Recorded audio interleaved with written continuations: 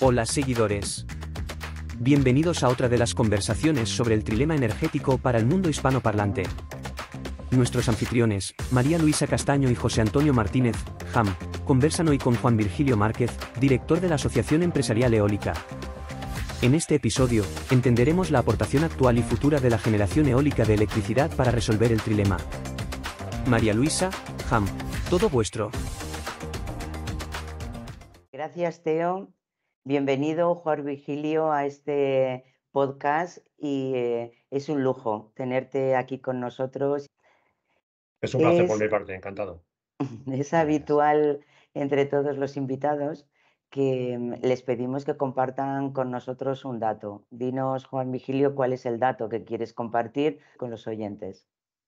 Pues muchas gracias, María Luisa. Yo creo que uno de los datos que a nosotros nos gusta siempre poner en valor tiene que ver con la cobertura de la demanda eléctrica que genera la eólica en España. Actualmente es un 27%. Yo creo que sobre todo eso, que ya que es una parte muy sustancial del mix, podemos ir articulando los grandes debates sobre el trilema, ¿no? De hecho, la energía eólica es una de las protagonistas o está destinada a ser protagonista en esta transición.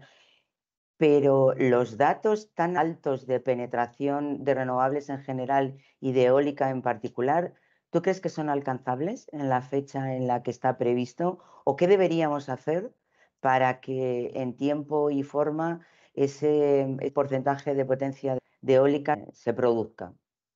Bueno, yo creo que aquí hay dos aspectos. Siempre hay que tener la visión a largo plazo y luego el transitorio, ¿no? Entonces, en el largo plazo hay un objetivo muy ambicioso. Actualmente está en desarrollo el nuevo PNIEC que establece que la eólica tiene que llegar a 62 gigavatios. Actualmente estamos en 30.000 megavatios, 30 gigavatios instalados aproximadamente. Tendremos que incorporar 32 gigavatios en los 6 años que restan, 5 años y pico. Es un reto tremendo. Es un reto tremendo. Estamos hablando de más de 6 gigavatios al año, de proyectos instalados, no de proyectos tramitados.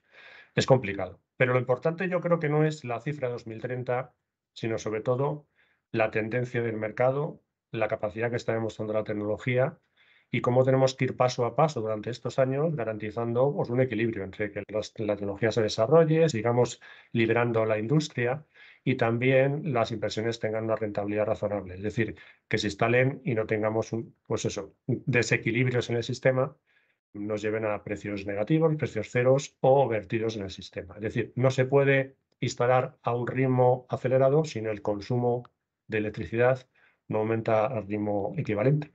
Y yo creo que eso es uno de los principales retos que tenemos, ¿no? Por un lado, que la demanda eléctrica no está subiendo en España, por fruto de las políticas de eficiencia energética, que siempre son positivas, pero también fruto de la coyuntura económica, geopolítica que estamos viviendo, la crisis de la que estamos saliendo. Y eso hace que la generación de energía renovable que se esté instalando de una forma acelerada, algunas tecnologías por delante de otras, incluso algunas tecnologías por delante del objetivo que tiene el PNIEC, pues llegue un momento en que generemos una sobreinstalación de tecnología de generación renovable y el consumo no vaya a la par. Hay que seguir trabajando año a año. Y aquí uno de los vectores fundamentales es de la demanda industrial. Esa demanda industrial que es la que realmente va a conseguir, si se posa en tiempo y se posa con la dimensión adecuada y en los sitios adecuados, es decir, las ubicaciones adecuadas que no generen tensiones en la red, es la que va a poder conseguir que a nivel país pues podamos cumplir o no el PNIEC. Citas dos puntos importantes, esos 32 gigavatios adicionales y las ubicaciones. Claro, de estos 30 gigas que tenemos hoy solo en España y en general en Europa, hay mucha capacidad instalada que está cumpliendo ahora sus periodos de amortización, incluso periodos extendidos a 25 y 30 años. Es decir, que de esos 30 va a haber algunos que no van a estar en el 2030 o superior. Incluso algunos de ellos son de potencias bajas, porque claro, hace 25 o 30 años, pues los aerogeneradores eran más pequeñitos. ¿Cómo ves tú ese repowering, esa sustitución, incluso qué hacemos con todos esos materiales que no son fáciles de reciclar?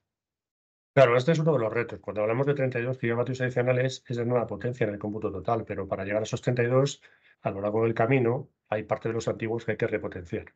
Es decir, son 32 adicionales sobre la cifra actual, pero son más de 32. megavatios Claro, modernos que que el hay que reto es más instalar, grande. ¿vale? A día de hoy, a final de 2024, más o menos calculad que tendremos unos 10 gigavatios de potencia eólica con más de 20 años de antigüedad. Estos aerogeneradores, que son antiguos, la mayoría que han cumplido más de 20 años, algunos ya con más de 25 años, evidentemente pueden ser repotenciados, deben ser repotenciados por aerogeneradores más modernos, más grandes, con más capacidad de producción, que generen más energía por la misma unidad de potencia instalada. Estamos viendo parques repotenciados que con la misma potencia instalada están generando el doble de energía. Y eso es porque las máquinas modernas entran a funcionar con menos velocidad de viento y por tanto son más eficientes. Todo eso hay que integrarlo porque hay proyectos que efectivamente se podrán repotenciar y otros no. Hay ubicaciones que a lo largo de estos años lo que han sufrido es una protección ambiental mayor de la que tenían cuando se instalaron los proyectos en el origen. Y por tanto, en esas ubicaciones habrá que estudiar muy bien si es viable repotenciar, hasta dónde se puede repotenciar, con qué tipo de máquina se puede repotenciar o directamente no se puede repotenciar por limitaciones ambientales. La repotenciación de parques es esencial. Tendremos que ver una repotenciación masiva a partir de sobre todo el año 2025 para poder llegar a ese objetivo. Incluso el Plan Nacional ya identifica una repotenciación masiva de ciertos segmentos del parque eólico existente en España para que cumplamos los objetivos a 2030.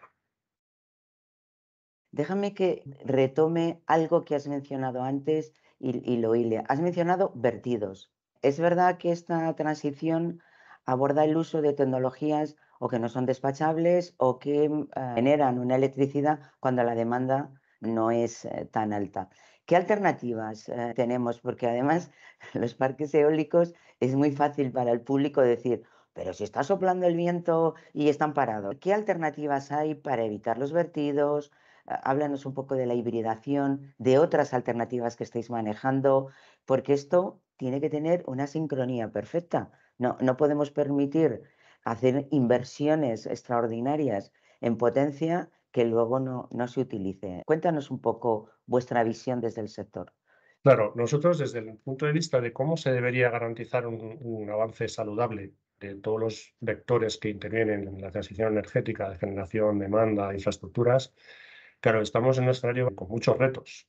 ¿Por qué? Pues como decía antes, hay vertidos porque la generación ha acelerado, es decir, la puesta en marcha de generación renovable se ha acelerado, ha conseguido unas inercias que quizá en el pasado no teníamos, que además son difíciles de controlar, es decir, esto va por señales de mercado, cuando hay una señal de mercado muy interesante, las empresas invierten y hasta que esa señal de mercado empieza a dejar de serlo, siguen invirtiendo, pero hay una inercia de inversión que hace que en algunos casos se desacoplen lo que es las inversiones que pueden ser rentables de las que empieza un momento en el que ya no son rentables. ¿Por qué? Porque ya empieza a haber un momento en el que yo tengo una inercia, instalo, pero veo que los precios de mercado no me cubren mi inversión. En ese momento paro, pero ya hemos tirado durante un tiempo y con un conjunto de megavatios instalándose en el sistema cuando realmente a lo mejor no eran necesarios. Y el reto es cómo equilibramos todo esto. Pero ¿qué ocurre? Que tenemos que orquestar un triángulo, que es la generación, el consumo y las infraestructuras. Si ese triángulo no se orquesta, alguien tiene que esperar. Alguien invierte y tiene que esperar con rentabilidades o con pérdidas durante unos años y eso pues es difícil de encajar. Lo primero es tener visibilidad para poder tomar esas decisiones. Lo segundo sería poder tener capacidad de gestionabilidad para que llegada a una determinada situación de ciertos desacoples con determinadas tecnologías, pues podamos gestionar más nuestra aportación de energía a la red en los momentos que sea más adecuado. Y aquí entra otro gran reto, que es la instalación, por ejemplo, del almacenamiento. Para nosotros el almacenamiento es un vector que es importante, es muy importante, es crítico. Pero es mucho más importante saber cómo ordenarlo y cómo desplegarlo. Y tiene que haber criterios que lo hagan basándose en la eficiencia. Mecanismos de apoyo tipo mecanismos de apoyo al CAPEX o pagos por capacidad, nos parece que evidentemente son las señales para poder trabajar, los mecanismos para poder trabajar a futuro. Pero lo más importante es que tengamos criterio dónde realmente es el almacenamiento, cuándo realmente es necesario el almacenamiento y dónde es necesario y en qué nudos va a hacer más bien al sistema. Incorporar baterías en nudos que están congestionados, que la demanda ya no va a subir en el corto plazo y la generación está conectada y ya de por sí tiene vertidos estructurales, no genera ningún tipo de beneficio. Esas baterías se van a cargar una única vez el primer día. Entonces, tenemos que ver cómo ordenamos todo esto. La hibridación, por supuesto, la hibridación es un mecanismo para maximizar la generación de energía y para ganar eficiencia en el uso de las infraestructuras. Pero insisto, si tenemos una generación que ya sobrepasa los niveles de demanda en algunos nudos con congestiones que estamos viendo significativas y con curtailments que estamos viendo significativos, pero también convertidos porque no casan la energía en algunos momentos del día, y estamos viendo en esos sitios donde realmente casa que los precios en determinadas horas del día de forma estructural empiezan a estar cercanos a cero o incluso negativos, tenemos que ver cómo ordenamos este nuevo paradigma. Antiguamente era fácil porque toda energía renovable que se generaba se inyectaba a la red. Toda entraba. Ahora ya no toda entra. Y hay que ver cómo se operan esas plantas y con qué lógica se operan esas plantas. Es una nueva era. O sea, la operación de un sistema con una gran penetración renovable no tiene nada que ver. La tensión que se genera en los momentos de operación es mucho mayor y el riesgo que asumen los generadores a la hora de conectar sus plantas, asumiendo que van a recibir unos precios y que van a generar una determinada cantidad de megavatios hora, a lo mejor ya no es así. Hay que calcularlo con mucho más afine, ¿no? Por eso yo creo que es un momento muy, muy bonito. Hablas de esa competencia, hablas de esos precios. En Europa cada vez tenemos más precios negativos y está llevando la situación a que hay cada vez más renovables, pero como no tenemos ese almacenamiento que citas, pues al final las centrales térmicas ponen ese precio negativo, hay vertidos y entramos en un círculo vicioso en el que además el otro día lo comentábamos con otro de los ponentes, el precio de la electricidad ya no está basado en costes. El precio de la electricidad está basado en el puro trading. Y yo me guardo, no me lo guardo, lo almaceno, no. Cada vez esto va a ir a peor. Es decir, si ahora nos parece que hay demasiados vertidos, en 1, 2, 3 años va a ser peor. E incluso en España hay una ventaja y es que la interconexión es pequeña. Y eso que a priori podría ser algo negativo, casi que salva el país de que haya una inundación de renovables o de nuclear del resto de países europeos y haga que el precio se distorsione más. Yo es que esto no veo que vaya a ir a mejor, o por lo menos en los próximos 10 años. Bueno, yo creo que hay que irse a la teoría. Cuando tienes un mercado en el que tienes mucha oferta y tienes poca demanda, y la oferta además no es gestionable, es decir, la tienes que vender en el momento que tú la generas y si no la pierdes, pues se generan ese tipo de situaciones. Vamos a ver si es coyuntural o no. Nosotros desde nuestro punto de vista creemos que en el futuro, cuando los sistemas de gestionabilidad renovables se instalen de una forma masiva, para eso queda mucho, queda mucho que hacer porque hay que regularlo, hay que lanzarlo, los mecanismos de apoyo, el sector tiene que asumirlo, la competitividad de la tecnología de gestionabilidad, que sobre todo es el almacenamiento, tiene que estar en cifras razonables. Queda tiempo para eso. Pero cuando consigamos eso, realmente la diferencia entre una central de generación renovable y otra no va a ser más allá del patrón de generación y de aporte a la red que tenga, porque vas a tener hibridación de tecnologías con capacidad de gestionabilidad. Y el arte estará en la operación económica de esa instalación, es decir, cómo me guardo mi energía para venderla en los momentos. Pasaremos de un mercado en el que tenemos una generación que está limitada, que tiene una serie de limitaciones, como decíamos antes, no tenemos capacidad de gestionar la energía que nosotros producimos para verterla cuando queremos, a un mercado donde vamos a tener una capacidad de gestionabilidad razonable. Y eso es algo que va a hacer que el mercado, desde nuestro punto de vista, sea más saludable, permita unas lógicas que sean más de trading, porque al final los mercados, una serie de commodities como la energía eléctrica, pues se van a terminar funcionando con unas lógicas de trading para ser eficientes, insisto. Al final, el que decide que tiene un precio negativo porque prefiere pagar para su instalación, o el que decide que quiere un precio negativo porque prefiere o confía en que va a casar con alguien que fija un precio marginal arriba y él lo que quiere es entrar el primero y luego no casa y se queda con el precio negativo, son nuevos escenarios que nos estamos ahora mismo encontrando sobre los que las empresas y los diferentes actores tienen que saber actuar, ¿no?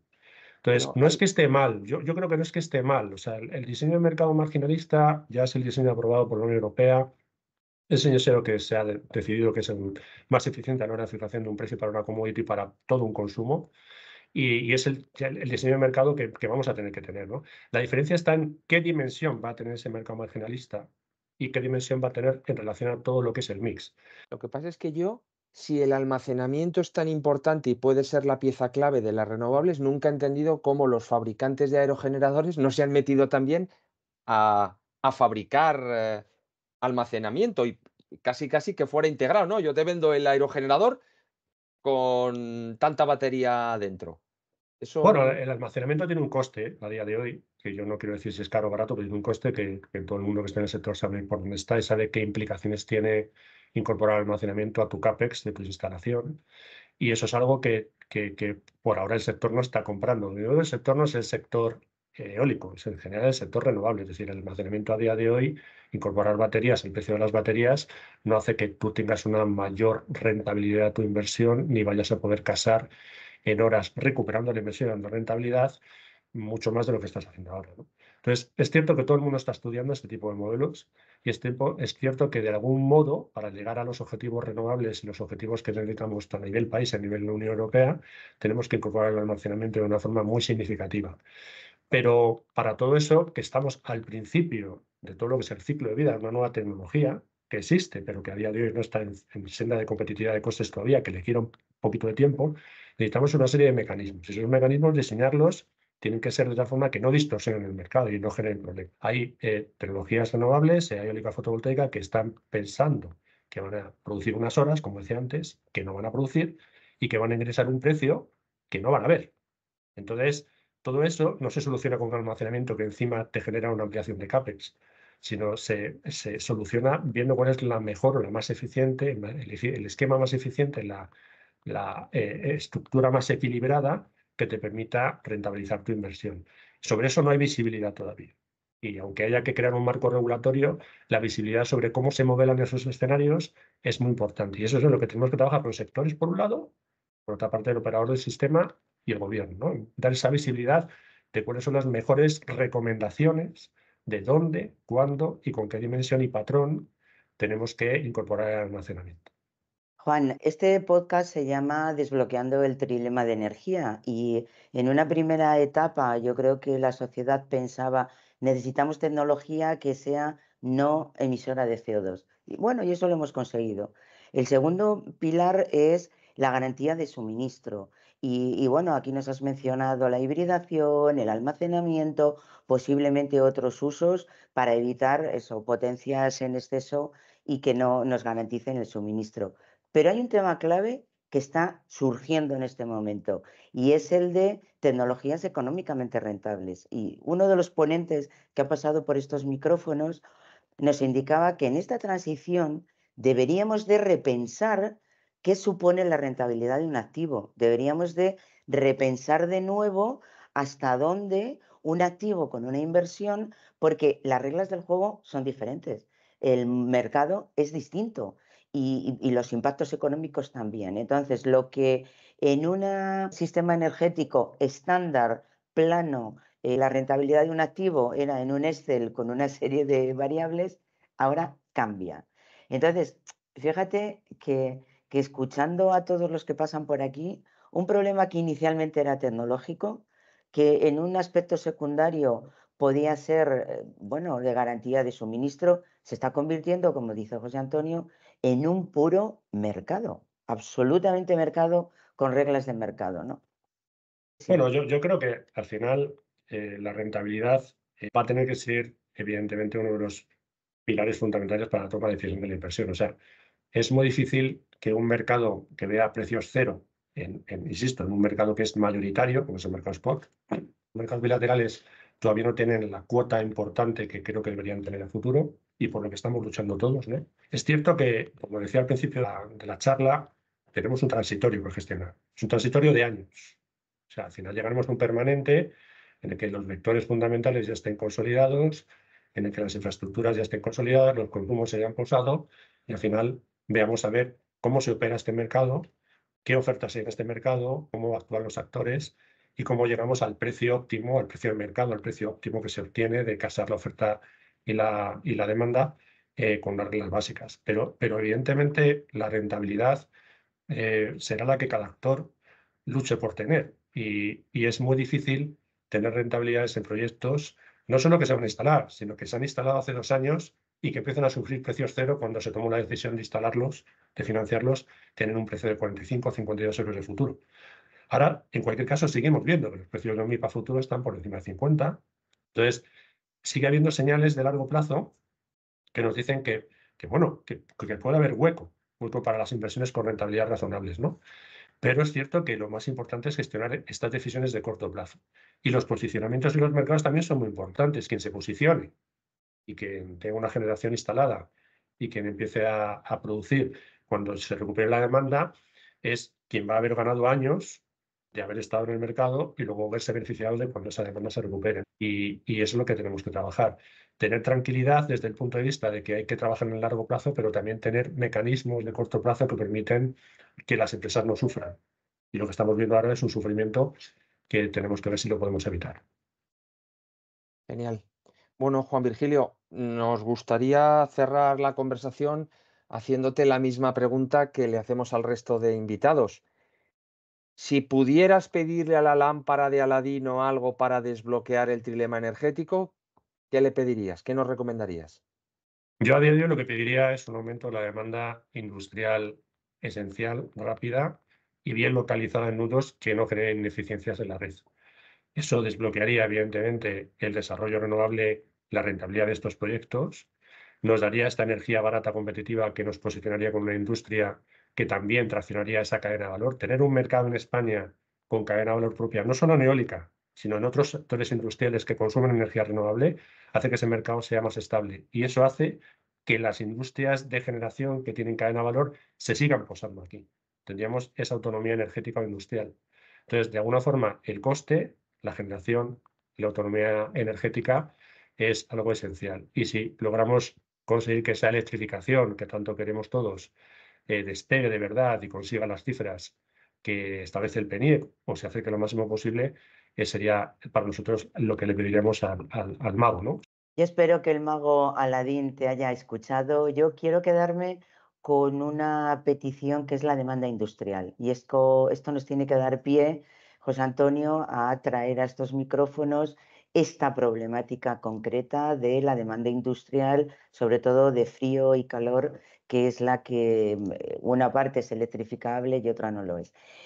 Juan Virgilio, es un gustazo escucharte.